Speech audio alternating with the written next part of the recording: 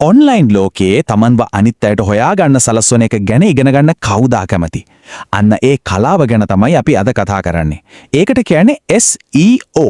එහෙම නැත්නම් Search Engine Optimization. ඇත්තකම digital ලෝකයේ ඉගෙන ගන්න පුළුවන් වටිනාම සහ බලවත්ම ස්කිල් එකක් ගැන තමයි මේ කතා කරන්න යන්නේ. හරි, අපි බලමු Google හරහා තමන්ම හොයාගන්න සලස්වා ගැනීම. ඇත්තටම අන්තර්ජාලයේ නොපෙනී යන එක, ඒ කියන්නේ අදෘශ්‍යමාන වෙන එක ඕනෑම ව්‍යාපාරයකට හරි නිර්මාණකරුවෙකුට හරි මුහුණ දෙන්න වෙන ලොකුම අභියෝගයක්. ඇත්තටම මේක ගොඩක් දෙනෙක්ට පොදු ප්‍රශ්නයක්. හිතන්නකෝ ලොකු මහන්සියක් දාලා කාලයක් අරගෙන වෙබ්සයිට් එකක් හදනවා. හැබැයි ඒක බලන්න කවුරුවත් ඉන්නේ නැහැ. එහෙම වෙන අවස්ථා තියෙනවනේ. නේද? ඒක ඇත්තටම හිතට හරිම අමාරු දෙයක්. හරියට කාන්තාරයක් මැද ලස්සනට බිල්බෝඩ් එකක් ගෙහුවා වගේ. බලන්න කවුරුවත් නැහැ. හොඳයි. ඉතින් මේ ප්‍රශ්නට තියෙන නියමම බලවත්ම විසඳුම තමයි SEO.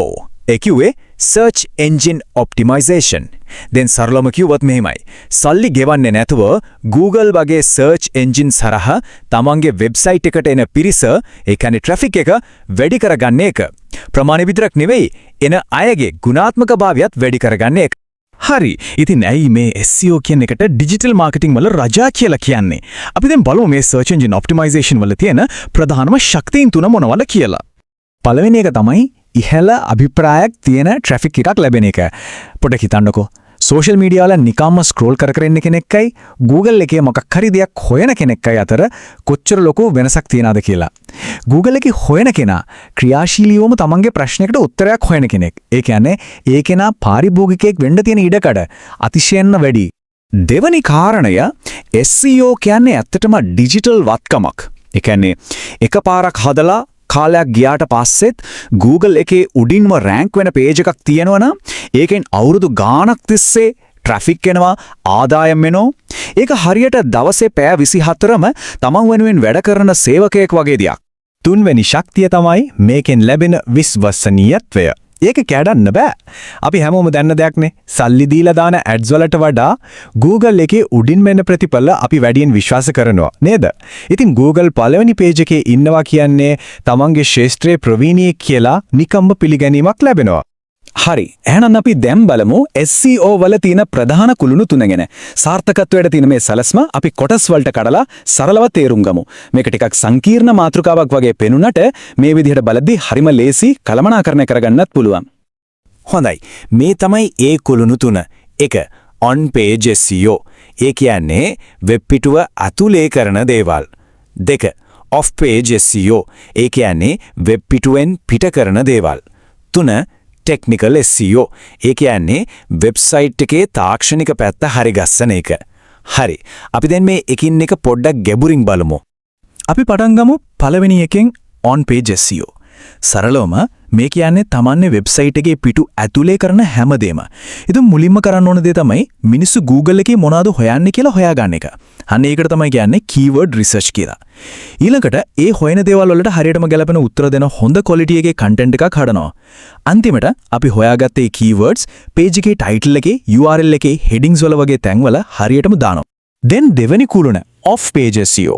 මෙතනදී අපි බලන්නේ වෙබ්සයිට් එකෙන් පිටත ඉඳන් ඒකේ තියෙන බලය, එම් නැත්නම් අධිකාරීත්වය සහ විශ්වාසය ගොඩනගන්නේ කොහොමද කියලයි. මෙතනදී වැදගත්ම දේ තමයි backlinks කියන එක. ඒ කියන්නේ මොකද්ද? වෙන වෙබ්සයිට් එකක ඉඳන් තමන්ගේ වෙබ්සයිට් එකට එන ලින්ක් එකක්. ඉතින් ආදාළ හොඳ quality වෙබ්සයිට් වලින් මේ වගේ links ලැබෙන තරමට Google තමන්ගේ සයිට් එක ගැන තියෙන විශ්වාසය වැඩි කරනවා. මේක තේරුම් ගන්න හරිම ලස්සන ක්‍රමයක් තියෙනවා. Google මේ backlinks දකින්නේ හරියට විශ්වාසය පළ කිරීමේ ඡන්ද වගේලු. ඒ කියන්නේ වෙන වෙබ්සයිට් එකක් තමන්ගේ content එකට ඔව් මේක හොඳයි කියලා සහතික වෙනවා වගේ වැඩක්.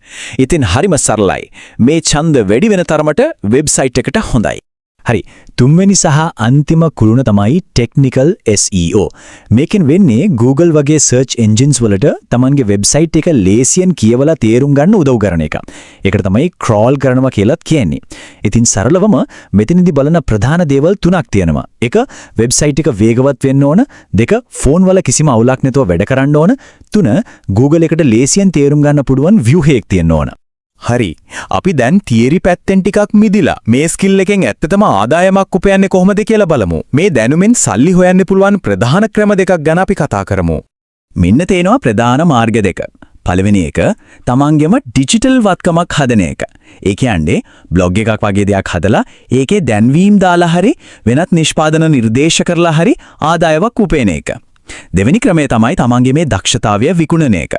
SEO ෆ්‍රීලාන්සර් කෙනෙක් වෙලා Fiverr, Upwork වගේ තැන් හරහා බිස්නස් වලට තමන්ගේ සේවාව සපයන්න පුළුවන්. දැන් ෆ්‍රීලාන්සර් කෙනෙක් විදියට කරන්න පුළුවන් දේවල් මොනවද? මෙන්න අදහස් කිහිපයක්. බිස්නස් එකකට කීවර්ඩ් රිසර්ච් කරලා දෙන එක.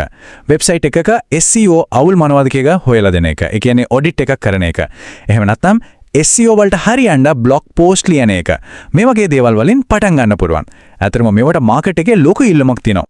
හරි එහෙනම් මේක ඩිජිටල් සුපිරි බලයක් වගේ දෙයක්. මේ මුළු කතාවෙම අරගන්න ඕන ප්‍රධානම පණිවිඩය තමයි මේ.